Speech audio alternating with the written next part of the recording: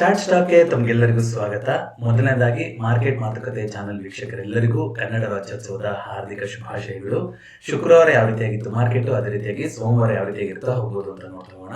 ಮುಂದಿನ ವಾರ ನವೆಂಬರ್ 5ನೇ ತಾರೀಕು ಅಂದ್ರೆ ಬುಧವಾರ ರಜಾ ಇದೆ ಮಾರ್ಕೆಟ್ ನಲ್ಲಿ. ಯಾಕೆಂತಂದ್ರೆ ಅವತ್ತು ಗುರುನಾನಕ್ ಜಯಂತಿ ಇದೆ. ಹಾಗಾಗಿ ಒಂದು ರಜಾ ಬಂದಿದೆ ಮುಂದಿನ ವಾರ, ಅದು ಗಮನ ಇಟ್ಕೋಬೇಕು. ಮಂಗಳವಾರ ನಿಫ್ಟಿ ಎಕ್ಸ್ಪೈರಿ ಆಸ್ ಯೂಶುವಲ್ ಅದೇ ತರ ಇರುತ್ತೆ. ಅದೇ ರೀತಿಯಾಗಿ ಗುರುವಾರ ಸೆನ್ಸೆಕ್ಸ್ ನ ಎಕ್ಸ್ಪೈರಿ, ಅದರಲ್ಲಿ ಯಾವುದೇ ರೀತಿಯಂತ ಬದಲಾವಣೆ ಇಲ್ಲ. ಶುಕ್ರವಾರ ಏನಾಗಿದೆ ಮಾರ್ಕೆಟ್ ಅಲ್ಲಿ 41 ಕಂಪನಿಗಳು ಕೆಂಪಲ್ಲಿ ಕ್ಲೋಸ್ ಆಗಿದೆ. ಸೊ ಆ ಒಂದು ನೆಗೆಟಿವಿಟಿ ಏನಾದ್ರು ಬರ್ತಾ ಇತ್ತು ಮಾರ್ಕೆಟ್ ನಲ್ಲಿ, ಸ್ವಲ್ಪ ಈಗ ಕೆಂಪಾಗಕ್ಕೆ ಶುರು ಆಗಿದೆ ಅಂತ ಮೊನ್ನೆ ಮಾತಾಡ್ಕೊಂಡಿದ್ವಲ್ಲ, ಅದು ಕಂಟಿನ್ಯೂ ಆಗೋ ತರದ್ದು ಕಾಣಿಸ್ತಾ ಇದೆ. ಆದ್ರೆ ಒಂದಿಷ್ಟು ವಿಚಾರಗಳು ಕೂಡ ಬಂದಿದೆ. ಅದರಲ್ಲೆಲ್ಲದೂ ಕೂಡ ಯಾವ ರೀತಿ ರಿಯಾಕ್ಟ್ ಮಾಡುತ್ತೆ ಮಾರ್ಕೆಟ್ ಅನ್ನೋದು ಇಂಟ್ರೆಸ್ಟಿಂಗ್ ಪಾಯಿಂಟ್ ಆಗಿ ಕ್ಲೋಸಿಂಗ್ ಆಗಿದೆ. ಟಾಪ್ ಗೇನರ್ ಅಂದ್ರೆ BEL ಡಿಫೆನ್ಸ್ ಇಂದು. ಯಾಕೆಂದ್ರೆ ಈ ಟ್ಯಾರಿಫ್ ಇದೆಲ್ಲದ್ರ ಮಧ್ಯೆ ನಡೀತಾ ಇರೋದ್ರ ಮಧ್ಯದಲ್ಲಿ 10 ವರ್ಷದ ಡಿಫೆನ್ಸ್ ಟ್ರೀಟಿ ತರ ಮಾಡ್ಕೊಂಡಿದಾರಲ್ವಾ, ಯಾರು ಭಾರತ ಮತ್ತೆ ಅಮೆರಿಕ ಮಧ್ಯದಲ್ಲಿ ಆಗ್ತಾ ಇರೋದು ಒಂದು ಒಪ್ಪಂದ ಆಗಿದೆ ಇವಾಗ ಡಿಫೆನ್ಸ್ ವಲಯದಲ್ಲಿ. ಈ ಕಾರಣದಿಂದಾಗಿ BEL defence sector stock Nifty 50 ಇರುವಂತಹ ಏಕೈಕ ಡಿಫೆನ್ಸ್ ಸೆಕ್ಟರ್ ಸ್ಟಾಕ್ ಅನ್ಸ್ಬೋದು. ಸೊ 3.95% ಅಮೌಂಟ್ ಬಂದಿರೋದ್ರ ಮೂಲಕ ನಿಫ್ಟಿ 50 ಟಾಪ್ ಗೇನರ್ ಆಗಿತ್ತು. ಅದೇ ರೀತಿಯಾಗಿ ಝೊಮ್ಯಾಟೊ ಅಂತ ಕಾಣಿಸುತ್ತೆ, 3.52% ಕರೆಕ್ಷನ್ ಬಂದಿದೆ. ಝೊಮ್ಯಾಟೊ ಟಾಪ್ ಲೂಸರ್ ಆಗಿದೆ. ಸಿಪ್ಲಾದಲ್ಲಿ ರಿಸಲ್ಟ್ಸ್ ಬಂದಿತ್ತು, ಅವರು CEO ಚೇಂಜ್ ಆಗಿದೆ. CEO ನಾನು ಕೆಳಗಿಳಿತೀನಿ ಅಂತ ಹೇಳಿದ್ದಾರೆ, ಅದು ಸಿಪ್ಲಾಗೆ ಇಂಪ್ಯಾಕ್ಟ್ ಮಾಡ್ತಾ ಇದೆ. ಸೊ ಬೆರಳಿಕೆ ಕಂಪನಿಗಳಷ್ಟೇ ಹಸಿರಿನಲ್ಲಿ ಕ್ಲೋಸಿಂಗ್ ಆಗಿದ್ದು, ಇನ್ನೆಲ್ಲರೂ ಕೂಡ ರೆಡ್ ಅಲ್ಲೇ ಕ್ಲೋಸಿಂಗ್ ಆಗಿತ್ತು. ಅದೇ ರೀತಿಯಾಗಿ ನಿಫ್ಟಿ ನೆಕ್ಸ್ಟ್ 50 ಅಂತ ನಾವು ನೋಡ್ತಾ ಬರೋದಾದ್ರೆ ಇದರಲ್ಲೂ ಕೂಡ ಒಂದು ವೀಕ್ನೆಸ್ ಇದೆ. ಆದ್ರೆ compare to Nifty Nifty next 50 ನಲ್ಲಿ ಸುಮಾರು ಕಂಪನಿಗಳು ಗ್ರೀನ್ ಅಲ್ಲಿ ಕ್ಲೋಸಿಂಗ್ ಆಗಿದೆ. ಕೆನರಾ ಬ್ಯಾಂಕ್ ರಿಸಲ್ಟ್ ಬಂದಿತ್ತು ಅಂತ ಕಾಣಿಸುತ್ತೆ, 3% ಅಮೌಂಟ್ ಅಲ್ಲಿ ಬಂದಿದೆ. United spirits 2.64%. ಇವಾಗ ಇನ್ನೇನು ನ್ಯೂ ಇಯರ್ ಇದೆಲ್ಲ ಹತ್ರ ಬರ್ತಾ ಇದೆ ಅಲ್ವಾ. ಅದೇ ರೀತಿಯಾಗಿ ಅದಾನಿ ಪವರ್ ಅಲ್ಲಿ 2.9%. ವರುಣ್ ಬೆವರೇಜಸ್ ಒಂದು ಜೋಶ್ ಕ್ರಿಯೇಟ್ ಆಯ್ತು ಸ್ಟಾರ್ಟಿಂಗ್ ಅಲ್ಲಿ, ಅವರು ಆಲ್ಕೋಹಾಲ್ ಬಿಸ್ನೆಸ್ ಬರ್ತಾ ಇದ್ದಾರೆ ಈ ತರ ಅಂತೆಲ್ಲ, ಬಿಯರ್ ಇವ್ರ ಜೊತೆ ಕಾರ್ಲ್ಸ್ಬರ್ಗ್ ಅವ್ರ ಜೊತೆ ಟೈಅಪ್ ಅಂತೆಲ್ಲ, ಅದು ಪ್ರಾಫಿಟ್ ಬುಕಿಂಗ್ ಆಗ್ತಾ ಇದೆ. ಕಾಮೆಂಟರಿ ಏನ್ ಬಂದಿದೆ, ಏನಾದ್ರು ಬದಲಾವಣೆ ಆಗಿದೆ ಗೊತ್ತಿಲ್ಲ, ಬಟ್ ಇಲ್ಲಿ 3% ಕರೆಕ್ಷನ್ ಬಂದಿದೆ Varun beverages. Almost 52 week low ಹತ್ರ ಬಂದಿದ್ದಂತ ಸ್ಟಾಕ್ ಇದೆ Varun beverages. So stock specific ಆಗಿ ಸುಮಾರು ಜನ ಕೇಳ್ತಾ ಇದ್ದೀರಾ, ಟಾಟಾ ಕ್ಯಾಪಿಟಲ್ ಅಂತ ಕೇಳಿದ್ರಿ, ಇನ್ನೂ ಒಂದೆರಡು ಕಂಪನಿಗಳು ಕೇಳಿದ್ರಿ. ಕ್ಷಮಿಸಿ, ಸ್ಟಾಕ್ ಸ್ಪೆಸಿಫಿಕ್ ಆಗಿ ಮಾತಾಡೋವಾಗಿಲ್ಲ. ಕಾಪರ್ದು ಮತ್ತೆ ಸಿಲ್ವರ್ ಬಗ್ಗೆ ಸುಮಾರು ಜನ ಕೇಳ್ತಾ ಇದ್ದಾರೆ, ಅದ್ರ ಬಗ್ಗೆ ಡೆಡಿಕೇಟೆಡ್ ವಿಡಿಯೋ ಮಾಡೋಣ. ಕಾಪರ್ದು ನಾನು ETF ಇರೋದು, ಅದರಲ್ಲಿ ಸೂಟಬಲ್ ETF ಏನು ಅಂದ್ರೆ, ETF ಅಂದ್ರೆ ಈ ಎಕ್ಸ್ಚೇಂಜ್ ಟ್ರೇಡೆಡ್ ಫಂಡ್ ಹೇಗಾಗಿರುತ್ತೆ ಅಂತಂದ್ರೆ ಆಲ್ಮೋಸ್ಟ್ ಅದು ಪ್ಯಾಸಿವ್ ಆಗಿರುತ್ತೆ. ಅಂದ್ರೆ ಏನ್ ಕಾಪರ್ ಬೆಲೆ ಇರುತ್ತೋ ಅದನ್ನ ಟ್ರ್ಯಾಕ್ ಮಾಡ್ತಾ ಇರುತ್ತೆ, ಒಂದಿಷ್ಟು ಟ್ರ್ಯಾಕಿಂಗ್ ಎರರ್ ಇರುತ್ತೆ ಅಷ್ಟೇ. ಈ ಸಿಲ್ವರ್ ಅಲ್ಲೂ ಅಷ್ಟೇ, ನಿಮ್ಗೆ ಆದಿತ್ಯ ಬಿರ್ಲಾ ಇದೆ, ನಿಪಾನ್ ಗ್ರೂಪ್ ಇದೆ, HDFC ಇದೆ, ಬೇಕಾದಷ್ಟು ಇರುತ್ತೆ ಸಿಲ್ವರ್ ಪೀಸು. ಬಟ್ ನೋಡಿ 170 ತನಕ ಹೋಗಿತ್ತಲ್ವಾ, 1,70,000 ತನಕ ಹೋಗಿತ್ತು. ಬಟ್ ಕೆಲವೊಂದು ಸಿಲ್ವರ್ ETF ಗಳು 180, 190 ತನಕ ಹೋಗಿತ್ತು. ಸೊ ಅದು ನೀವು ನೋಡ್ಕೋಬೇಕು. ಈಗ ಆರ್ಬಿಟ್ರೇಜ್ ಎಲ್ಲ ಫ್ಲಾಟ್ ಆಗಿದೆ, ಸಿಲ್ವರ್ ಏನ್ ರೇಟ್ ಇದೆಯೋ ಅದೇ ರೇಟಿಗೆ ನಡೀತಾ ಇರುತ್ತೆ ಆಲ್ಮೋಸ್ಟ್. ಸಿಲ್ವರ್ ಬೀಸ್ ಅಲ್ಲಿ ಸ್ಪೆಷಲಿ ನೀವು ಒಂದು ಕ್ವಾಂಟಿಟಿ ತಗೊಂಡ್ರೆ ಆಲ್ಮೋಸ್ಟ್ 1 ಗ್ರಾಮ್ ತಗೊಂಡಾಗೆ. ಬಟ್ ಗೋಲ್ಡ್ ಬೀಸ್ ಅಲ್ಲಿ ಆತರ ಆಗಲ್ಲ, 0.01 ಗ್ರಾಮ್ ಅಂತ ಹೇಳ್ಬೋದು, 1 ಮಿಲಿಗ್ರಾಮ್ ಅಂತ ಹೇಳ್ಬೋದು. ಈಗ ನಿಪಾನ್ ನೋಡಿದ್ರೆ ಗೋಲ್ಡ್ ಬೀಸ್ ಎಲ್ಲ ₹100 ಆಸ್ಪಾಸಲ್ಲಿ ನಡೀತಾ ಇದೆ. ₹100 ಎಷ್ಟು ಸಿಗುತ್ತೆ ಬಂಗಾರ? 1.01 ಮಿಲಿಗ್ರಾಮ್. ಆದಷ್ಟು ಒಂದು ಕೋ ರಿಲೇಷನ್ ಅಲ್ಲೇ ಮಾಡಿರ್ತಾರೆ, ಬಟ್ ಅದಷ್ಟು ಟ್ರ್ಯಾಕಿಂಗ್ ಎರರ್ ಕೂಡ ಇರುತ್ತೆ, ಅದನ್ನ ನೀವು ನೋಡ್ಕೋಬೇಕು. ಟ್ರ್ಯಾಕಿಂಗ್ ಎರರ್ ಯಾವ್ದು ಕಡಿಮೆ ಇರುತ್ತೋ, ಯಾವ್ದ್ರಲ್ಲಿ ಲಿಕ್ವಿಡಿಟಿ ಜಾಸ್ತಿ ಇದೆಯೋ, ಅಂದ್ರೆ ನೀವು ಬೈ ಮಾಡಬೇಕು ಅಂತಂದಾಗ ಸೆಲ್ ಮಾಡೋರಿರ್ಬೇಕು, ಸೆಲ್ ಮಾಡಬೇಕು ಅಂತಂದಾಗ ಬೈ ಮಾಡ್ಕೊಂಡಿರ್ಬೇಕು. ಆ ವಾಲ್ಯೂಮ್ ಲಿಕ್ವಿಡಿಟಿ ಮೇಲೆ ನೀವು ಯಾವ್ದನ್ನು ಚೂಸ್ ಮಾಡಿದ್ರು ಏನ್ ತೊಂದರೆ ಇಲ್ಲ. ಟ್ರ್ಯಾಕಿಂಗ್ ಎರರ್ ಹೊರತುಪಡಿಸಿ ಇನ್ನೇನು ಅಂತ ಒಂದೇನು ಬದಲಾವಣೆಗಳು ಇರೋದಿಲ್ಲ ETF ಗಳಲ್ಲಿ. ಸೊ ಯಾವ ರೀತಿಯಾಗಿತ್ತು ಇದು ನಿಫ್ಟಿ ನೆಕ್ಸ್ಟ್ 50 ಅಂತ ನಾವು ನೋಡಿದ್ವಿ. ಅದೇ ರೀತಿಯಾಗಿ ಪಿಡಿಲೈಟರ್ ಕೂಡ ಕರೆಕ್ಷನ್ ಬಂದಿದೆ, ಸುಮಾರು ಕಂಪನಿಗಳಲ್ಲಿ ಕರೆಕ್ಷನ್ ಬಂದಿದೆ. ಸೊ ನಿಫ್ಟಿ ಯಾವ್ದು IT ಸೆಕ್ಟರ್ ಅಂತ ನೋಡ್ತಾ ಬರೋದ್ರೆ, IT ಸೆಕ್ಟರ್ ಅಲ್ಲಿ ಟಾಟಾ ಕನ್ಸಲ್ಟೆನ್ಸಿ ಬಂದ್ಬಿಟ್ಟು, TCS ಬಂದ್ಬಿಟ್ಟು ಇನ್ನೆಲ್ಲ ಕೂಡ ಎಂಫಸಿಸ್ ಅಲ್ಲಿ ದೊಡ್ಡ ಒಂದು ಸೆಲ್ಲಿಂಗ್ ಆಯಿತು. ಸೊ ನಿಫ್ಟಿ ಯಾವ ರೀತಿಯಾಗಿ ಕ್ಲೋಸಿಂಗ್ ಆಗಿದೆ, ಒಂದು ವೀಕ್ ಸೆಂಟಿಮೆಂಟ್ ಅಲ್ಲಿ ಕ್ಲೋಸಿಂಗ್ ಆಗಿದೆ. ಅಂದರೆ ಎಕ್ಸಾಕ್ಟ್ಲಿ ಎಲ್ಲಿ ಬಂದು ಕ್ಲೋಸಿಂಗ್ ಆಗಿದೆ, ಯಾವ ಒಂದು ಲೋನ ಮಾಡಿತ್ತು, ಈಗ 27 ಅಕ್ಟೋಬರ್ ಹೋದ ಶುಕ್ರವಾರ ಯಾವ ಲೋನ್ ಅಲ್ಲಿ ಮಾಡಿತ್ತು ಅದೇ ಲೋಗೆ ಬಂದು ಕ್ಲೋಸಿಂಗ್ ಆಗಿದೆ. ನೋಡಿ, ಪ್ರತಿ ಶುಕ್ರವಾರಗಳು ಈ ರೀತಿ ಕ್ಲೋಸಿಂಗ್ ಆಗ್ತಾ ಇದೆ. ಹೋದ ಶುಕ್ರವಾರ ಇದೇ ರೀತಿ ಕ್ಲೋಸಿಂಗ್ ಆಯ್ತು. ಅದಾದ್ರೆ ಏನಾಯ್ತು, ವೀಕೆಂಡ್ ಆದ್ಮೇಲೆ ಆ ಲೈನ್ ಗಳ ಮೇಲ್ಗಡೆ ಓಪನ್ ಆಗಿ ಇಡೀ ವಾರ ಸಸ್ಟೈನ್ ಆಗ್ತಾ ಇತ್ತು. ಮತ್ತೆ ಮತ್ತೊಂದು ಶುಕ್ರವಾರ ಬಂದಿದೆ, ಈಗ ಅದೇ ಲೈನ್ ಹತ್ರ ಬಂದು ಕ್ಲೋಸಿಂಗ್ ಆಗಿದೆ. ಈಗ ಸುಲಭ ಇದೆ. ಸೊ ಸೋಮವಾರ ದಿವಸ ಮಾರ್ಕೆಟ್ ಏನಾದ್ರು ಕೆಳಗಡೆ ಓಪನ್ ಆಯ್ತು ಅಂದ್ರೆ ಇದನ್ನೇ ಸ್ಟಾಪರ್ಸ್ ಇಟ್ಕೊಂಡು ನಾವು 25,500 ಕಡೆಗೆ ನಾವು ಟಾರ್ಗೆಟ್ ಮಾಡ್ತಾ ಹೋಗ್ಬೋದು. ಈ ಒಂದು ಟ್ರೇಡ್ ನ ಎಕ್ಸ್ಪೆಕ್ಟ್ ಮಾಡ್ತಾ ಹೋಗ್ಬೋದು. ಅದೇನಾದ್ರೂ ವಾಪಸ್ ಮತ್ತೆ ಮೇಲ್ಗಡೆ ಓಪನ್ ಆಯ್ತು, ಅದು ಈ ಝೋನ್ ಅಲ್ಲೆಲ್ಲ ಓಪನ್ ಆಯ್ತು ಅಂದ್ರೆ, ಇದು ಈ ಝೋನ್ ಇನ್ನೂ ಬಿಟ್ಕೊಟ್ಟಿಲ್ಲ, ಇದನ್ನ ಇಲ್ಲೇ ಬಂದು ಬಸ್ ಸ್ಟ್ಯಾಂಡ್ ಮಾಡ್ತಾ ಇದೆ ಅಂತಾನೆ ಓದ್ತಾ ಹೋಗ್ಬೇಕು. ಸೊ ಗ್ಯಾಪ್ ಅಪ್ ಓಪನಿಂಗ್ ಆಯ್ತು ಅಂತಂದ್ರೆ ಇಮಿಡಿಯೇಟ್ ಟ್ರೇಡ್ ಇರೋದಿಲ್ಲ.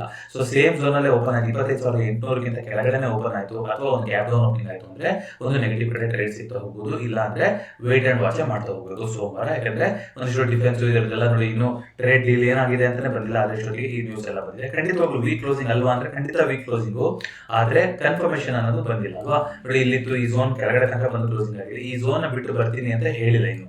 ಸೊ ಅದು ಓಪನಿಂಗ್ ಅಲ್ಲೇ ಆಗುತ್ತಾ ಸೋಮವಾರ ದಿವಸ, ಅಥವಾ ಇಲ್ಲೇ ಓಪನ್ ಆಗಿ ಕೆಳಗಡೆ ಬಿಟ್ಕೊಡುತ್ತಾ, ಏನಾಗುತ್ತೆ ಅಂತ ನೋಡೋಣ. ಕೆಳಗಡೆ ಬಂದ್ರೆ 25,400 ನನಗೆ ನೆಕ್ಸ್ಟ್ ಮೇಜರ್ ಸಪೋರ್ಟ್ ಕಾಣಿಸ್ತಾ ಇದೆ. ಅಫ್ಕೋರ್ಸ್ 25,500 ಅದು ಒಂದು ರೌಂಡ್ ಲೆವೆಲ್ ಆಗಿರೋದ್ರಿಂದ ಅಲ್ಲೂ ಒಂದು ಸಪೋರ್ಟ್ ಇರುತ್ತೆ. ಸೊ 25,400 ನೆಕ್ಸ್ಟ್ ಲೆವೆಲ್ಗಳು ಇಂಪಾರ್ಟೆಂಟ್ ಲೆವೆಲ್ ಅಂತ ನೋಡ್ತಾ ಹೋದಾದ್ರೆ ನೋಡೋಣ ಅಲ್ಲಿ ತನಕ ಹೋಗುತ್ತಾ ಮಾರ್ಕೆಟ್ ಏನ್ ಕತೆ ಆಗುತ್ತೆ ಅಂತ. ಈಗ ವಾಪಸ್ ಈ ಝೋನ್ ಒಳಗಡೆ ಅಂತೂ ಬಂದಿರೋದು ಕಾಣಿಸ್ತಾ ಇದೆ. ಅದೇ ರೀತಿಯಾಗಿ ಬ್ಯಾಂಕ್ ನಿಫ್ಟಿ ನೋಡ್ತಾ ಬರೋದಾದ್ರೆ ಅದು ಕೂಡ 58,000ಗಿಂತ ಕೆಳಗಡೆ ಕ್ಲೋಸಿಂಗ್ ಆಯ್ತು. 2 ದಿನದಿಂದ ಅಲ್ಲೇ ನಡೀತಾ ಇತ್ತು, 58,000 ಮೇಲ್ಗಡೆ ಕ್ಲೋಸಿಂಗ್ ಆಗಿತ್ತು, ಈಗ ಕೆಳಗಡೆ ಬಂದಿದೆ. ಇದು ಏನು ವೀಕ್ ಅಂತ ಹೇಳಕ್ ಆಗದೇ ಇಲ್ಲ. ಇದು ಆಯ್ತು, ನಮಗೆ ಒಂದಿಷ್ಟು ಬ್ಯಾಂಕ್ ಆಫ್ ಬರೋಡ, ಸುಮಾರು ಒಂದಿಷ್ಟು PSU ಬ್ಯಾಂಕ್ಗಳು, ಬೇರೆ ಬ್ಯಾಂಕ್ಗಳು ಕೂಡ ನೆಗೆಟಿವ್ ರಿಸಲ್ಟ್ಸ್ ಬರ್ತಾ ಇದೆ, ಪ್ರಾಫಿಟ್ ಬುಕ್ಕಿಂಗ್ ಆಗಿದೆ. ಆದ್ರೂ ಕೂಡ ಬ್ಯಾಂಕಿಂಗ್ ಸೆಕ್ಟರ್ ತುಂಬಾ ಒಂದು ಒಳ್ಳೆ ಪೊಸಿಷನ್ ಅಲ್ಲಿ ಇದೆ. ಈಗ PSU ಬ್ಯಾಂಕ್ಗಳಂತೂ ರ್ಯಾಲಿಗಳು ಕೊಡ್ತಾನೆ ಇದೆ ಪ್ರತಿದಿನ ಕೂಡ. ಓವರ್ ಆಲ್ ಅಂತ ನೋಡ್ತಾ ಹೋದಾದ್ರೆ ಯಾವಾಗಿಂದ ಫಾರಿನ್ ಡೈರೆಕ್ಟ್ ಇನ್ವೆಸ್ಟ್ಮೆಂಟ್ 49% ಏರಿಸಿದ್ರು ಅವಾಗಿಂದ. ಸೊ ನೋಡೋಣ, ಇನ್ನು ವೀಕ್ ಅಂತ ಹೇಳಕ್ ಆಗೋದಿಲ್ಲ ಇದನ್ನ. ಬ್ಯಾಂಕ್ ನಿಫ್ಟಿನ ಒಂದು ಕರೆಕ್ಷನ್ ಬಂದ್ರೆ 57,000 ತನಕ ಬಂದ್ರು ಕೂಡ ಆಶ್ಚರ್ಯ ಇಲ್ಲ. ಇಂಡಿಯಾ ವಿಕ್ಸ್ ಏನಾದ್ರು ಚೇಂಜ್ ಆಯ್ತಾ? 12 ಮೇಲ್ಗಡೆ ಕ್ಲೋಸಿಂಗ್ ಆಗ್ತಾ ಇದೆ. ಸೊ ವಿಕ್ಸ್ ಈಗಲೂ ಕೂಡ ಒಂದು ಕಾಷನ್ ಸೆಂಟಿಮೆಂಟ್ ಅನ್ನೇ ತೋರಿಸ್ತಾ ಇದೆ. ಅಂದ್ರೆ ಕಮ್ಮಿ ಅಂತ ಬರ್ತಾ ಇಲ್ಲ ದಿನ ನೋಡಿ, ಒಂದು ಪೈಪ್ಲೈನ್ ಮೇಲ್ಗಡೆ ಹೋಗ್ತಾ ಇದೆ. 13-14 ಇಲ್ಲೆಲ್ಲ ಬಂತು ಅಂದ್ರೆ ಅವಾಗ ಮಾರ್ಕೆಟ್ ಅಲ್ಲಿ ಒಂದು ಡೀಪ್ ಕರೆಕ್ಷನ್ ಬರ್ಬೋದು ಅಂತ ಅನ್ಕೊಂತ ಹೋಗ್ಬೋದು. ಅಲ್ಲಿ ತನಕ ಒಂದು ಸಣ್ಣ ಒಂದು ಕರೆಕ್ಷನ್ಗಳು, ಬಸ್ ಸ್ಟ್ಯಾಂಡ್ಗಳು, ಕೆರೆದಡಗಳು ಇದೆಲ್ಲ ಆಗ್ತಾ ಇರುತ್ತೆ. ಕ್ರೂಡ್ ಆಯಿಲ್ ಸ್ವಲ್ಪ ಜಂಪ್ ಆಗೋ ಥರದ್ದು ಕಾಣಿಸ್ತಿತ್ತು ನಿನ್ನೆ. 5,422 ಇಲ್ಲಿ ತನಕ ಹೋಗಿದೆ. ಈಗ ಈ ಝೋನ್ ಏನ್ ಬಿಟ್ಟು ಕೊಡುತ್ತಾ ಈಗ ಮುಂದಿನ ವಾರ ಅನ್ನೋದನ್ನ ನೋಡ್ತಾ ಹೋಗ್ಬೇಕು. ಈ ಝೋನ್ ಬಿಟ್ಟು ಕೊಡ್ತು ಅಂದ್ರೆ ಮತ್ತೆ 5,600ನ ಟೆಸ್ಟ್ ಮಾಡ್ಲಿಕ್ಕೆ ಹೋಗ್ಬೋದು, ನೋಡೋಣ ಏನಾಗುತ್ತೆ ಅಂತ. ನ್ಯಾಚುರಲ್ ಗ್ಯಾಸ್ ರ್ಯಾಲಿ ಸೂಪರ್ ಆಗಿ ಕಂಟಿನ್ಯೂ ಆಗಿದೆ, ಆದ್ರೆ ಇದನ್ನ ಈಸಿಯಾಗಿ ತಗೊಳಕ್ಕಿಂತ ನಮಗೆ ಟ್ರೇಡ್ ಇಲ್ಲ. ಯಾಕಂತಂದ್ರೆ ಈ ತರ ಗ್ಯಾಪ್ ಮಾಡ್ಕೊಂಡು ಹೋಗುತ್ತೆ ನೋಡಿ, ಅವಾಗ ಸ್ವಲ್ಪ ಹುಷಾರಾಗೇ ಇರಬೇಕು. ಗ್ಯಾಪ್ ಮಾಡ್ಕೊಂಡು ಹೋಗಿದೆ, ಈಗ ತುಂಬಾ ಮೇಲ್ಗಡೆ ಹೋಗ್ತಾ ಇದೆ. ಯಾವ ಒಂದು ಇಂಪಾರ್ಟೆಂಟ್ ಲೆವೆಲ್ ಇತ್ತು ಅಲ್ಲಿಗೆ ಒಂದು ಕ್ಲೋಸಿಂಗ್ ಆಗಿದೆ. ಮುಂದಿನ ವಾರ ಇದಕ್ಕಿಂತ ಮೇಲ್ಗಡೆ ಹೋಯ್ತು ಅಂದ್ರೆ 400 ಕೂಡ ಟೆಸ್ಟ್ ಮಾಡ್ತಾ ಹೋಗ್ಬೋದು, ಇಲ್ಲ ಅಂದ್ರೆ ಇದಕ್ಕೆ ಒಂದು ಪ್ರಾಫಿಟ್ ಬುಕಿಂಗ್ ಬರ್ತಾ ಹೋಗುತ್ತೆ. ನೋಡೋಣ ಏನಾಗುತ್ತೆ ಅಂತ. ನ್ಯಾಚುರಲ್ ಗ್ಯಾಸ್ ತುಂಬಾ ವೊಲಟೈಲ್ ಆಗಿರುವಂತ ಸಾಧ್ಯತೆ ಇದೆ. ವೀಕ್ಲಿ ಕ್ಯಾಂಡಲ್ ನೋಡ್ತಾ ಬರ್ತದೆ ನೋಡಿ, ಸ್ಟ್ರಾಂಗ್ ವೀಕ್ ಇದು. ಈ ವೀಕ್ ಕ್ಲೋಸಿಂಗ್ ಆಗಿರುವಂತದ್ದು ಸೂಪರ್ ಆಗಿರುವಂತ ವೀಕ್. ಹಾಗಾಗಿ ಮುಂದಿನ ವಾರ ಇಮಿಡಿಯೇಟ್ ಆಗಿ ನಾವು ನೆಗೆಟಿವಿಟಿ ಇದೆ ಅಂತ ಹೇಳಕ್ಕಾಗಲ್ಲ. ಅಂದ್ರೆ ಏನಾಗ್ಬೋದು, ಇಲ್ಲಿ ಒಂದು ಇಂಟರ್ನಲ್ ಕ್ಯಾಂಡಲ್ ಆಗಿ ಉಳಿತಾ ಹೋಗ್ಬೋದು. ಆ ಇಂಟರ್ನಲ್ ಕ್ಯಾಂಡಲ್ ಆಗಿ ಅದರೊಳಗೆ ಗ್ಯಾಪ್ ಇಲ್ಲ ಆಗ್ತಾ ಹೋಗ್ಬೋದು. ಆದ್ರೆ ಇಲ್ಲಿಂದ ಮತ್ತೆ ಬೈಯಿಂಗ್ ಸೆಂಟಿಮೆಂಟ್ಗೆ ಅಂತೂ ಒಲವನ್ನ ವ್ಯಕ್ತಪಡಿಸೋದಿಲ್ಲ. ಯಾಕೆಂತಂದ್ರೆ ತುಂಬಾ ಒಂದು ದೊಡ್ಡ ರ್ಯಾಲಿ ಆಗೋಗಿದೆ ಈ ಒಂದು ವೀಕಲ್ಲೇ. 29% ಆಗೋಗಿದೆ. ಈ 29% ಮೂವ್ಮೆಂಟ್ ಬಂದ್ಮೇಲೆ ಎಂತ ಬುಲಿಶ್ ಸೆಂಟಿಮೆಂಟ್ ಆಗಿದ್ರು ಕೂಡ ಆಯ್ತು, ಇದು ನಿಮಗೆ ಫ್ಲಾಗ್ ಅಂಡ್ ಫಾಲ್ ಅಂತ ಕಾಣಿಸ್ತಾ ಇಲ್ವಾ, ಇಲ್ಲಿ ಹೋಗಿದೆ, ಇದೆಲ್ಲ ಆಗಿದೆ ಅಂದ್ರೂ ಕೂಡ ಆಗ್ಲಿ, ಮುಂದಿನ ವಾರ ಯಾವ ರೀತಿ ಆಗುತ್ತೆ ಅಂತ ನೋಡ್ಕೋಣ. ಸೊ ಈಗ ಇಮಿಡಿಯೇಟ್ ಆಗಿ ಹೋದ್ರೆ ಎಷ್ಟು ರಿವಾರ್ಡ್ ಕೊಡೋದಿಲ್ಲ. ಬೇಕಾದ್ರೆ ಇದು ಒಳಗಡೆ ಕರೆಕ್ಷನ್ ಆಗ್ತಾ ಬರ್ತಿದೆ ಅಂದ್ರೆ ಈ ಒಳಗಡೆ ಒಂದು ಝೋನ್ ಅಲ್ಲಿ ಒಂದು ಸ್ಟ್ರಾಂಗಲ್ ಮಾಡೋದಕ್ಕೆ ಇದಕ್ಕೆ ಅವಕಾಶ ಇರುತ್ತೆ ಹೊರತು ಈಗ ಬೈಕ್ ಸೆಂಟಿಮೆಂಟ್ ಇಲ್ಲ. ಟ್ರೈನ್ ಹೋಗಿದೆ, ಇವಾಗ ಟ್ರೈನ್ ಎಲ್ಲಿ ನಿಲ್ಲುತ್ತೆ, ಏನ್ ಮಾಡುತ್ತೆ ಅನ್ನೋದನ್ನ ನೋಡ್ತಾ ಹೋಗ್ಬೇಕು. ನೋಡೋಣ, ಇನ್ನೂ ಮೇಲ್ಗಡೆ ಹೋಗುತ್ತೆ ಅಂದ್ರೆ ಮುಂದಿನ ವಾರ ಯಾವ ರೀತಿ ಕ್ಲೋಸಿಂಗ್ ಆಗುತ್ತೆ ಅನ್ನೋದನ್ನ ನೋಡ್ತಾ ಹೋಗೋಣಂತೆ. ಅದನ್ನ ಬಿಟ್ಟು ಅಂತ ನೋಡ್ತಾ ಬರೋದಾದ್ರೆ ಗೋಲ್ಡ್ ನಿನ್ನೆ ಒಂದು ಒಳ್ಳೆ ಮೂಮೆಂಟ್ ನ ಕೊಟ್ಟಿತ್ತು. ಗೋಲ್ಡ್ ವಾಪಸ್ ಮೇಲ್ಗಡೆ ಹೋಯ್ತು, 4,000 ಮೇಲ್ಗಡೆ ಬಂದು ಕ್ಲೋಸಿಂಗ್ ಆಗಿದೆ ಎಲ್ಲ ಸರಿ. ಆದ್ರೆ ಕೊನೆ ಟೈಮಲ್ಲಿ ಸೆಲ್ಲಿಂಗ್ ಕೂಡ ಬಂದಿದೆ. ಸೇಮ್ ವಿತ್ ಸಿಲ್ವರ್ ಅಲ್ಲಿ ನೀವು ನೋಡ್ತಾ ಹೋಗೋದು ಕೂಡ 48, 49, ಆಲ್ಮೋಸ್ಟ್ 50 ಹತ್ರಕ್ಕೆ ಹೋಯ್ತೇನೋ ಅನ್ನೋ ಆಗಿತ್ತು. 49 ಚಿಲ್ಲರೆ ಹೋಗಿತ್ತು, ಬಟ್ ಒಂದು ಸ್ವಲ್ಪ ಕರೆಕ್ಷನ್ ಆಗಿದೆ ಲಾಸ್ಟಿಗೆ. ಬಟ್ ಏನು ಈ ಒಂದು ಝೋನ್ ಇತ್ತಲ್ಲ, ಈ ಝೋನ್ ನ ಬಿಟ್ಟು ಆಚೆ ಹೋಗಕ್ಕೆ ಆಗಿಲ್ಲ. ಈ ಝೋನ್ ನ ದಾಟಿ ಮೇಲ್ಗಡೆ ಹೋದ್ರೆ ಆಗ 50-52 ತನಕ ಹೋಗಕ್ಕೆ ಜಾಗ ಇದೆ ಸಿಲ್ವರ್ ಅಲ್ಲಿ. ಅಲ್ಲಿ ತನಕ ವೇಟ್ ಅಂಡ್ ವಾಚ್ ಈಗಲೂ ಕೂಡ ಕನ್ಫರ್ಮೇಶನ್. ಇದು ಶಾರ್ಟ್ ಕವರಿಂಗ್ ಅಂತಾನೆ ನಾವು ತಗೋಬೇಕಂದ್ರೆ ನಿಧಾನ ಕಡೆಗೆ ವಾಪಸ್ ಏನ್ ದೊಡ್ಡದಾಗಿ ಬಿದ್ದಿತ್ತಲ್ಲ ಅದಕ್ಕೆ ಬರ್ತಾ ಇರುವಂತ ಒಂದು ಪುಟಿದೇಳೋ ಪ್ರಯತ್ನ ಅಂತಾನೆ ನೋಡ್ತಾ ಹೋಗ್ಬೇಕು. ಇಲ್ಲಿಂದ ವಾಪಸ್ ಕೆಳಗಡೆ ಬೇಕಾದ್ರೆ ಬರ್ತಾ ಹೋಗುದು, ಆದ್ರೆ ಹೋಗಕ್ಕೆ ಇನ್ನೂ ಜಾಗ ಇದೆ. 52 ತನಕ ಜಾಗ ಇದೆ. ನೆಕ್ಸ್ಟ್ ಇಂಪಾರ್ಟೆಂಟ್ ಲೆವೆಲ್ 49 ಮೇಲ್ಗಡೆ ಕ್ಲೋಸಿಂಗ್ ಕೊಟ್ರೆ 52 ಆಗಿರುತ್ತೆ ಸಿಲ್ವರ್ ಅಲ್ಲಿ. ಸೇಮ್ ವಿತ್ ಗೋಲ್ಡ್ ಅಲ್ಲೂ ಕೂಡ 4,000 ಮೇಲ್ಗಡೆ ಕ್ಲೋಸಿಂಗ್ ಆಗಿದೆ. 4,100 ಟೆಸ್ಟ್ ಮಾಡುತ್ತಾ ಅನ್ನೋದನ್ನ ನೋಡ್ಕೊಂಡಂತೆ. ಅದೇ ರೀತಿಯಾಗಿ USD INR 89 ರೂಪಾಯಿ ಹೋಗಿದೆ ವಾಪಸ್. ತಿರ್ಗಾ 89 ರೂಪಾಯಿ ರುಪಿ ವೀಕ್ ಆಗ್ತಾನೆ ಇದೆ ದಿನಕ್ಕೂ. ಮತ್ತೆ ಆಲ್ ಟೈಮ್ ಹೈಗೆ ಬಂದಿದೆ. ಇವಾಗ ನೋಡೋಣ ಇಲ್ಲಿ ತನಕ ಹೋಗುತ್ತೆ ಅಂತ. US ಮಾರ್ಕೆಟ್ ಒಂದು ಶೂಟಿಂಗ್ ಸ್ಟಾರ್ ಪ್ಯಾಟರ್ನ್ ತರ ಮಾಡಿತ್ತು ವೀಕ್ಲಿ ಕ್ಯಾಂಡಲ್ ನೋಡೋದಾದ್ರೆ ನೋಡಿ. ಇದು ಒಂದು ಶೂಟಿಂಗ್ ಸ್ಟಾರ್ ಪ್ಯಾಟರ್ನ್ ಮಾಡಿದೆ. ಸ್ವಲ್ಪ ನೆಗೆಟಿವಿಟಿ ಅನ್ನೋ ತರ ಅನ್ನಿಸ್ತಾ ಇದೆ ಇದು. ನೋಡೋಣ ಮುಂದಿನ ವಾರ ಯಾವ ರೀತಿಯಾಗಿ ಕನ್ಫರ್ಮೇಷನ್ ಬರುತ್ತೆ ಅನ್ನೋದ್ರ ಮೇಲೆ ಮಿಕ್ಕಿದ ವಿಚಾರಗಳು ನಿರ್ಧಾರ ಆಗ್ತಾ ಹೋಗುತ್ತೆ. ಒಂದಿಷ್ಟು ನ್ಯೂಸ್ ಸ್ಪೆಸಿಫಿಕ್ ಅಂತ ನೋಡ್ತಾ ಹೋಗೋದಾದ್ರೆ ಐ ಥಿಂಕ್ ಮಾರುತಿ ಸುಜುಕಿ ಅವತ್ತು ರಿಸಲ್ಟ್ಸ್ ಇತ್ತಲ್ವಾ. ಸೊ ರಿಸಲ್ಟ್ಸ್ ನೋಡ್ಕೊಂಡು ಬರೋಣ. ಮಾರುತಿ ಸುಜುಕಿದು ಆಲ್ಮೋಸ್ಟ್ ಫ್ಲಾಟ್ ರಿಸಲ್ಟ್ ಬಂದಿದೆ. ಅವರು ಸಣ್ಣ ವೆಹಿಕಲ್ ಗಳಿಗೆ ಜಾಸ್ತಿ ಫೋಕಸ್ ಮಾಡ್ತೀವಿ ಈಗ, ಅದಕ್ಕೆ ಜಾಸ್ತಿ ಈಗ GST ಎಲ್ಲ ಕಮ್ಮಿ ಆದ್ಮೇಲೆ ಅದ್ರ ಕಡೆ ಒಂದಿಷ್ಟು ಒಲವು ಬರ್ತಾ ಇದೆ ಅಂತ ಹೇಳಿದ್ದಾರೆ. ಯಾರು ಚೇರ್ಮನ್ RC ಭಾರ್ಗವ್ ಅವರು ಸಣ್ಣ ವೆಹಿಕಲ್ ಬಗ್ಗೆ ಇನ್ನೊಂದು ಸ್ವಲ್ಪ ಜಾಸ್ತಿ ಗಮನ ವಹಿಸ್ತೀವಿ ಅಂತ ಹೇಳಿದ್ದಾರೆ. ಅಂದ್ರೆ ಇನ್ನೂ ಒಂದು ಹೊಸ ಸಣ್ಣ ವೆಹಿಕಲ್ ಗಳನ್ನ ಲಾಂಚ್ ಮಾಡ್ತಾರೆ ಇಂಟರ್ನೆ, ಅದನ್ನ ನೋಡ್ತಾ ಹೋಗ್ಬೇಕು. BEL ಸ್ಪೆಕ್ಟಾಕ್ಯುಲರ್ ರಿಸಲ್ಟ್ಸ್ ಬಂದಿತ್ತು. 4% ಅಪ್ ಮೌಂಟ್ ಕೂಡ ಬಂದಿದೆ. Revenue, gross profit, net profit ಎಲ್ಲದರಲ್ಲೂ ಕೂಡ ಒಳ್ಳೆ ಮೂವ್ಮೆಂಟ್ ನ ಕೊಟ್ಟಿದೆ. ಅದೇ ರೀತಿಯಾಗಿ ವೇದಾಂತದಲ್ಲಿ ದೊಡ್ಡ ಕರೆಕ್ಷನ್ ಆಗಿದೆ ವೇದಾಂತ. ಯಾಕೆಂತಂದ್ರೆ ಅವ್ರದ್ದು ಪ್ರಾಫಿಟ್ ತುಂಬಾ ದೊಡ್ಡದಾಗಿ ಬಿದ್ದಿದೆ. ಎಷ್ಟು ಬಿದ್ದಿದೆ ಅಂದ್ರೆ 59% ಅವ್ರದ್ದು loss, year on year loss ಹೋಗಿದೆ. ಅದು ವೇದಾಂತಗೆ ಆಗಿರುವಂತ ಇಶ್ಯೂ. ಶ್ರೀರಾಮ್ ಫೈನಾನ್ಸ್ ಕೂಡ ಒಳ್ಳೆ ರಿಸಲ್ಟ್ ಬಂದಿದೆ. ಬ್ಯಾಂಕ್ ಆಫ್ ಬರೋಡಾದಲ್ಲಿ ಬಿದ್ದಿದ್ದು. BPCL ಒಳ್ಳೆ ರಿಸಲ್ಟ್ ನ ಕೊಟ್ಟಿದೆ. ಗೇಲ್ ಅಲ್ಲಿ ನೆಗೆಟಿವ್ ರಿಸಲ್ಟ್ ಬಂದಿದೆ. ಗೋಡ್ರೇಜ್ ಕನ್ಸ್ಯೂಮರ್, ಪತಂಜಲಿ ಫುಡ್ಸ್ ಇವಾಗೆಲ್ಲ ಹೆಸರು ಕೇಳೋದೇ ಇಲ್ಲ, ಆದ್ರೆ ಪತಂಜಲಿ ಫುಡ್ಸ್ ಒಳ್ಳೆ ಪ್ರಾಫಿಟ್ ನ ಕೊಟ್ಟಿದೆ. ಸೊ ಸುಮಾರು ಗ್ರಾಮೀಣ ಭಾಗದಲ್ಲಿ ಸುಮಾರು ಸೇಲ್ ಆಗುತ್ತೆ ಅಂತ ಅನ್ಸುತ್ತೆ. ಎಲ್ಲ ಪ್ರಾಡಕ್ಟ್ ಚೆನ್ನಾಗಿತ್ತು, ದೇಶೀಯ ಪ್ರಾಡಕ್ಟ್ ಅಂತ ಜನ ತಗೊಂಡ್ರು. ಬಟ್ ಆಮ್ಲಾ ಜ್ಯೂಸ್ ಇದೆಲ್ಲ ತುಂಬಾ ಒಂದು ಇಶ್ಯೂ ಆಯ್ತು, ನಿಮ್ಗೆ ಗೊತ್ತಿದೆ. ಹಾಗಾಗಿ ಆಮೇಲೆ ಅದಕ್ಕೆ ಯಾರು ಅಷ್ಟೊಂದು ಬರ್ತಿಲ್ಲ. ಈಗೆಲ್ಲೂ ಆ್ಯಡ್ ಕೂಡ ನಾನು ನೋಡಿಲ್ಲ ಸುಮಾರು. ಅದೇ ರೀತಿಯಾಗಿ ಇವತ್ತು ನವೆಂಬರ್ 1ನೇ ತಾರೀಕು ಕನ್ನಡ ರಾಜ್ಯೋತ್ಸವ ದಿನ ಸುಮಾರು ಕಂಪನಿಗಳ ರಿಸಲ್ಟ್ಸ್ ಇದೆ. 27 ಕಂಪನಿಗಳಿದೆ. ಅರ್ಬನ್ ಕಂಪನಿ ಇತ್ತೀಚೆಗೆ ಇಷ್ಟ ಆದ ಕಂಪನಿ ರಿಸಲ್ಟ್ ಮುಂಚೆ ಪಾಸಿಟಿವ್ ಆಗಿದೆ. CDS ಅಲ್ಲಿ ಇದೆ, JK ಸಿಮೆಂಟ್ ಇದೆ, ನೆಟ್ವರ್ಕ್ ಇದೆ. ಸುಮಾರು ಕಂಪನಿಗಳ ರಿಸಲ್ಟ್ ಬರೋದಿದೆ ವೀಕೆಂಡ್ ಅಲ್ಲಿ. ನೋಡೋಣ ಯಾವ್ಯಾವ ರೀತಿ ಚೇಂಜಸ್ ಆಗ್ತಾ ಹೋಗುತ್ತೆ, ಏನ್ ಬರುತ್ತೆ ಅಂತ. ಬಟ್ ಸದ್ಯಕ್ಕೆ ಬಂದಿರುವಂತದ್ದು ಈಗ ನವೆಂಬರ್ 1ರಿಂದ ಒಂದಿಷ್ಟು ಹೊಸ ರೂಲ್ಸ್ ಗಳು ಜಾರಿ ಬರ್ತಾ ಇದೆ. ನೋ ಯುವರ್ ವೆಹಿಕಲ್ ಅಂತ ಒಂದು ಮಾಡಿದ್ದಾರೆ. ಯಾರ್ಯಾರು ಫಾಸ್ಟ್ ಟ್ಯಾಗ್ ಇದೆ ಕಾರಲ್ಲಿ, ನೀವು ಕಾರಿನ ಫೋಟೋ ಎಲ್ಲ ತೆಗೆದು ಅದಕ್ಕೆ ನೀವೇ ಒಂದೇ ಓನರ್ ಒಂದೇ ಫಾಸ್ಟ್ ಆಗಿದೆ ಅಂತ ಪ್ರೂವ್ ಮಾಡಬೇಕು. ಅಂದ್ರೆ ಅದನ್ನ ಪ್ರೂವ್ ಮಾಡಿಲ್ಲ, ಒಂದೊಂದು ಮಾಡ್ತಾನೆ ಇರಬೇಕು. ಸೊ ಇದು ದುರುಪಯೋಗ ಪಡಿಸೋದನ್ನ ತಡೆಯಕ್ಕೆ ಅಂತ ಹೇಳ್ತಾ ಇದ್ದಾರೆ. ಸೊ ಅದನ್ನ ಆದಷ್ಟು ಬೇಗ ಮಾಡ್ಬೇಡಿ. ಡೆಡ್ ಲೈನ್ ಅಂತ ಏನು ನಾನು ಕೇಳಿಲ್ಲ, ಬಟ್ ಮಾಡ್ಬೇಕು ಅದನ್ನ ಸದ್ಯದಲ್ಲಿ, ನಾನು ಫೈನ್ ಬೀಳುತ್ತೆ ಅಂತ ಹೇಳ್ತಾ ಇದ್ದಾರೆ. ಅದೇ ರೀತಿಯಾಗಿ ಈಗ ವರ್ಷ ಪೆನ್ಷನ್ ತಗೊಂಡು ಯಾರು ಇರ್ತಾರೆ, ನೀವು ಜೀವನ ಪ್ರಮಾಣ ಪತ್ರ ಕೊಡಬೇಕು. ಸೀನಿಯರ್ ಸಿಟಿಸನ್ಸ್ ವರ್ಷ ನಾನು ಪೆನ್ಷನ್ ತಗೊಂತಾ ಇದ್ದೀನಿ, ಹೌದು ನಾನು ಬದುಕಿದ್ದೀನಿ ಅಂತ ಕೊಡ್ಬೇಕಲ್ವ, ಜೀವನ ಪ್ರಮಾಣ ಪತ್ರ ಅದನ್ನ ಕೊಡ್ತಾ ಹೋಗ್ಬೇಕು. ಜೊತೆಗೆ ನಾಮಿನೇಷನ್ಸ್ ರೂಲ್ಸ್ ಇವತ್ತಿಂದ ಚೇಂಜಸ್ ಆಗ್ತಾ ಇದೆ, ಬದಲಾವಣೆ ಬರ್ತಾ ಇದೆ. ಏನು 4 ಜನನ ನಾಮಿನಿ ಅಂತ ಮಾಡ್ಬೋದು ಅಕೌಂಟ್ ಅಲ್ಲಿ. ಅದು ಅಕೌಂಟ್ ಆಗಿರ್ಬೋದು ಅಥವಾ ಲಾಕರ್ ಇಟ್ಟಿರೋದಾಗಿರ್ಬೋದು, ಎಲ್ಲಾದ್ರೂ ಆಗ್ಬೋದು. ಮತ್ತೆ ಅವರು ಕೂಡ ಒಂದು ನಿಮ್ಮ ಹತ್ರ ಇವ್ರನ್ನ ಎಷ್ಟು ಪರ್ಸೆಂಟೇಜ್ ಬೇಕಾದ್ರೂ ನೀವು ಇಡ್ಬೋದು. ಈಗ ಒಬ್ಬರಿಗೆ 30% ನಾಮಿನೇಷನ್ ಅಲ್ಲಿ, 30% ಇವ್ರಿಗೆ, ಇನ್ನೊಬ್ರಿಗೆ 20% ಅದರ ನೀವು ಹಂಚ್ಬೋದು ಬೇಕಾದ್ರೆ. ಇವಾಗ ನಾಮಿನೇಷನ್ ಮೊದಲು ಒಂದೇ ನಾಮಿನಿ ಅಂತ ಇರ್ತಿತ್ತಲ್ಲ, ಅದು ಇವತ್ತಿನ ಜಾರಿ ಬರುತ್ತೆ. ಜೊತೆಗೆ ಅವರು ಕೂಡ ಪ್ರತಿಯಾಗಿ ನಿಮಗೆ ರಶೀದಿನ ಕೊಡಬೇಕು, ಅಕ್ನಾಲೆಜ್ಮೆಂಟ್ ಅಂತ ಹೇಳ್ಬಿಟ್ಟು, ಹೌದು ನೀವು ಇದನ್ನ ನಾಮಿನಿ ಕೊಟ್ಟಿದ್ದೀರಾ, ಇಂಥ ಡೀಟೇಲ್ಸ್ ಅಂತ ಕ್ಲೀನ್ ಆಗಿ ಬರೋದು. ಯಾಕಂದ್ರೆ ಆಮೇಲೆ ಸೆಟಲ್ಮೆಂಟ್ ಆಗ್ಬೇಕಾದ್ರೆ ಲಾಕರ್ದೆಲ್ಲ ವ್ಯಕ್ತಿ ಇಲ್ಲವಾದಂತ ಸಂದರ್ಭದಲ್ಲಿ ಅಲ್ವಾ ಬೇರೆ ಯಾರ್ಯಾರು ಕೂಡ ನಾಮಿನಿ ಯಾರು ಮಾಡಿರ್ತಾರೋ ಅವರು ದುಡ್ಡು ತಗೊಳ್ಬೇಕಾಗುತ್ತೆ, ಅಥವಾ ಏನು ಲಾಕರ್ ಅಲ್ಲಿ ವಸ್ತುಗಳು ಇಟ್ಟಿರ್ತಾರೋ ಅದನ್ನ ತಗೋಬೇಕಾಗುತ್ತೆ. ಅದಕ್ಕೆ ಕ್ಲಿಯರ್ ಆಗಿ ಅಕ್ನಾಲೆಜ್ಮೆಂಟ್ ನ ಕೊಡಬೇಕು ಅಂತ ಬ್ಯಾಂಕ್ಗಳಿಗೆ. ಬ್ಯಾಂಕ್ ಅಂದ್ರೆ ಯಾವುದು, ಗ್ರಾಮೀಣ bank, private bank, cooperative bank ಎಲ್ಲದಕ್ಕೂ ಕೂಡ ಇವಾಗ ಆ ಒಂದು ನಿಯಮನ ತಂದಿದ್ದಾರೆ RBI ಕಡೆಯಿಂದ.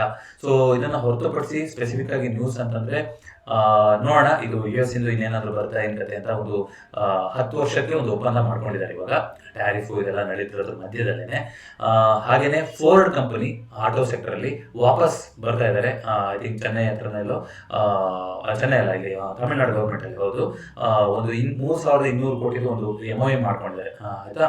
So memorandum of understanding. So ಇಲ್ಲಿಂದ ಮ್ಯಾನುಫ್ಯಾಕ್ಚರ್ ಮಾಡಿ ಎಕ್ಸ್ಪೋರ್ಟ್ ಎಲ್ಲ ಮಾಡ್ತೀವಿ 2029ನೇ ವರ್ಷದಿಂದ ಶುರು ಮಾಡ್ತೀವಿ ಅಂತ ಫೋರ್ಡ್ ಕಂಪನಿ ಹೇಳಿದೆ.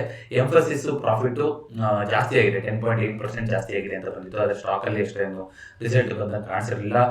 ಅದೇ ರೀತಿಯಾಗಿ ಊಬರ್, ನಿಮಗೆ ಗೊತ್ತಿದೆ ಇವಾಗ ಈ ಫೆಸ್ಟಿವಲ್ ಇದು ಕೊರಿಯರ್ ಸರ್ವಿಸ್ ಎಲ್ಲ ಶುರು ಮಾಡಿದ್ದಾರೆ. ಈಗ ಈ ಇನ್ಸ್ಟಾಮಾರ್ಟ್ ಮತ್ತೊಂದೆಲ್ಲ ಇರ್ತಿತ್ತಲ್ಲ, ಅದೇ ರೀತಿಯಾಗಿ ಊಬರ್ದು ಇನ್ಸ್ಟಾಮಾರ್ಟ್ ಎಲ್ಲ ಇದ್ರೂ ಕೂಡ ಸ್ವಿಗ್ಗಿದು ಯಾಕೋ ರಿಸಲ್ಟ್ಸ್ ಚೆನ್ನಾಗಿ ಬಂದಿಲ್ಲ. ಆದರೆ ಊಬರ್ ಅಲ್ಲಿ ಅದು ಡಿಮ್ಯಾಂಡ್ ಜಾಸ್ತಿ ಬರ್ತಾ ಇದೆ ಅಂತೆ ಕೊರಿಯರ್ ಸರ್ವಿಸಿಗೆ ಅಂತ ಹೇಳಿದ್ದಾರೆ. ಅದೇ ರೀತಿಯಾಗಿ ವೇದಾಂತ ಅಂತ ಹೇಳಿದೆ, ACC ಪ್ರಾಫಿಟ್ ಇದು ಕೂಡ ಜಾಸ್ತಿ ರಿಸಲ್ಟ್ಸ್ ಬಂದಿದೆ, ಅದು ಕೂಡ ಚೆನ್ನಾಗಿದೆ. ಆಪಲ್ ಇಂಡಿಯಾದಲ್ಲಿ ಇವಾಗ ಯಾವಾಗ ಮ್ಯಾನುಫ್ಯಾಕ್ಚರ್ ಮಾಡಿ ಐಫೋನ್ ಹೊರಗಡೆ ಸೆಲ್ ಮಾಡೋದು ಅಂತಾಯ್ತು, ರೆಕಾರ್ಡ್ ನಂಬರ್ ಅಲ್ಲಿ ಅವ್ರದ್ದು ರೆವೆನ್ಯೂ ಜಾಸ್ತಿ ಆಗ್ತಾ ಇದೆ, ಆಲ್ ಟೈಮ್ ಹೈಗೆ ಹೋಗಿದೆ ಅಂತಾನೆ ಹೇಳ್ಬೋದು. ಸೊ ಅದು ವರ್ಕ್ ಆಗ್ತಾ ಇದೆ ಅವರಿಗೆ, ಇಲ್ಲಿಂದ ಮ್ಯಾನುಫ್ಯಾಕ್ಚರ್ ಮಾಡಿ ಸೇಲ್ ಮಾಡುವಂಥದ್ದು. ಆಲ್ಮೋಸ್ಟ್ $100 ಬಿಲಿಯನ್ ಏನೋ ತಲುಪಿದೆ ಅಲ್ವಾ ಇವಾಗ. ಸೊ ಓವರ್ ಆಲ್ ಸೇಲ್ ಐಫೋನ್ದು ಅಷ್ಟು ದಾಟಿದೆ, iPhone 17. ಸೊ ಅದೇ ರೀತಿಯಾಗಿ ಒಂದಿಷ್ಟು ಬೇರೆ ಬೇರೆ ಕಂಪ್ನಿಗಳದ್ದು ರಿಸಲ್ಟ್ಸ್ಗಳಿತ್ತು. ಅದು ಬಿಟ್ಟರೆ ಬೇರೆ ಸ್ಪೆಸಿಫಿಕ್ ಆಗಿ ನ್ಯೂಸ್ ಅಂತ ಏನೂ ಕಾಣಿಸಿಲ್ಲ. ನಮ್ಮ ಇದು ಫಿಸ್ಕಲ್ ಡೆಫಿಸಿಟ್, ಅದು ವಿತ್ತೀಯ ಕೊರತೆ ಅಂತ ಏನಿರುತ್ತೆ, ಅದು ಇದೆಲ್ಲದರ ಮಧ್ಯದಲ್ಲಿ ಇವಾಗ ಗ್ರೋತ್ ಕಂಪ್ನಿಗಳು ಅಷ್ಟು ಆಗಿಲ್ಲ, ಟ್ಯಾಕ್ಸ್ ರೆವೆನ್ಯೂ ಕೂಡ ಕಮ್ಮಿ ಆಗಿದೆ. ಇದೆಲ್ಲದರ ಮಧ್ಯದಲ್ಲೂ 37% ಏನು ಟಾರ್ಗೆಟ್ ಇಟ್ಕೊಂಡಿದ್ದಾರೋ ಅಷ್ಟನ್ನ ಅಚೀವ್ ಮಾಡಿದಾರಂತೆ. ವಿತ್ತೀಯ ಕೊರತೆಯನ್ನು ಸರಿ ಹೊಂದಿಸೋದು ಏಪ್ರಿಲ್ ಇಂದ ಸೆಪ್ಟೆಂಬರ್ ಇದರಲ್ಲಿ, ಅದು ಕೂಡ ಒಂದು ಪಾಸಿಟಿವ್ ನ್ಯೂಸ್. ಜೊತೆಗೆ RBIದು 7 ವರ್ಷದ ಬಾಂಡ್ ಇವಾಗ 6.6% ಆಗಿದೆ. ಟ್ರೆಜರಿ ಬಿಲ್ಸ್, ಬಾಂಡ್ಸ್ ಬಗ್ಗೆ ಒಂದು ಡೆಡಿಕೇಟೆಡ್ ವಿಡಿಯೋ ಐತಿ, ವಿಡಿಯೋದ ಎಂಡಿ ಕೊಟ್ಟಿರ್ತೀನಿ, ಇಂಟ್ರೆಸ್ಟ್ ಇದ್ದವರು ನೀವು ಚೆಕ್ಔಟ್ ಮಾಡ್ತಾ ಹೋಗೋದು. ಮಿಕ್ಕಿದ್ದು ಒಂದಿಷ್ಟನ್ನೆಲ್ಲ ನಾವು ಆಲ್ರೆಡಿ ಮಾತಾಡಿದ್ವಿ, BPCL, ಶ್ರೀರಾಮ್ ಫೈನಾನ್ಸ್, ಇದರದೆಲ್ಲ ರಿಸಲ್ಟ್ಸ್ ಇತ್ತು. ಇದಿಷ್ಟು ಇವತ್ತಿನ ಚಾರ್ಟ್ ಸ್ಟಾಕ್ ಸಾಕಾಗಿದ್ದು. ಈ ವಿಡಿಯೋ ಇಷ್ಟ ಆಗಿದ್ರೆ ವಿಡಿಯೋ ಲೈಕ್ ಮಾಡಿ ಹಾಗೂ ಚಾನಲ್ಗೆ ಸಬ್ಸ್ಕ್ರೈಬ್ ಮಾಡಿ. ಮುಂದಿನ ವಾರ ಸೆನ್ಸೆಕ್ಸ್ ಎಕ್ಸ್ಪೈರಿ ಗುರುವಾರ ಆಗಿರುತ್ತೆ, ಆದರೆ ಬುಧವಾರ ರಜಾ ಇದೆ. ಸೆನ್ಸೆಕ್ಸ್ ಬಗ್ಗೆ ನಾವು ಮಾತಾಡಿಲ್ಲ. ಸೋಮವಾರ ನೋಡೋಣ ಎಲ್ಲಿ ಓಪನ್ ಆಗುತ್ತೆ ಅನ್ನೋದನ್ನ ನೋಡ್ಕೊಂಡು ಮಿಕ್ಕಿದ್ದನ್ನು ನೋಡ್ತಾ ಹೋಗುತ್ತೆ. ಮತ್ತೊಂದು ಚಾಟ್ ನಮಗೆ ಭೇಟಿ ಆಗ್ತೀನಿ. ಇನ್ನೂ ಯಾರಾದರೂ ಟರ್ಮ್ ಇನ್ಶೂರೆನ್ಸ್ ಮಾಡಿಸಿಲ್ಲ ಅಂತಂದ್ರೆ ಪ್ರತಿ ವಿಡಿಯೋದ ಪಿನ್ ಕಾಮೆಂಟ್ ಅಲ್ಲಿ ಟರ್ಮ್ ಇನ್ಶೂರೆನ್ಸ್ ಫಾರ್ಮ್ ನ ಕೊಟ್ಟಿರ್ತೀನಿ, ದಯವಿಟ್ಟು ಅದನ್ನ ಫಿಲ್ ಮಾಡಿ ಅಂತ ಕೇಳ್ಕೊತೀನಿ. ಹಾಗೆ ನಮ್ಮ ಚಾನೆಲ್ನ 2025 ಮಿಷನ್ ಎಮರ್ಜೆನ್ಸಿ ಫಂಡ್ ಅನ್ನು ಬಿಲ್ಡ್ ಮಾಡೋದು, ಅದ್ರ ಬಗ್ಗೆನೂ ಪ್ರತಿ ವಿಡಿಯೋದ ಡಿಸ್ಕ್ರಿಪ್ಷನ್ ಅಲ್ಲಿ ವಿಡಿಯೋನ ಕೊಡ್ತಾ ಇರ್ತೀನಿ, ನೀವು ಅದನ್ನ ಚೆಕ್ಔಟ್ ಮಾಡಬಹುದು ಅಂತ ಕೇಳ್ಕೊತೀನಿ. ಮತ್ತೊಂದು ವಿಡಿಯೋದೊಂದಿಗೆ ಭೇಟಿಯಾಗೋಣ. ಎಲ್ಲರಿಗೂ ನಮಸ್ಕಾರ.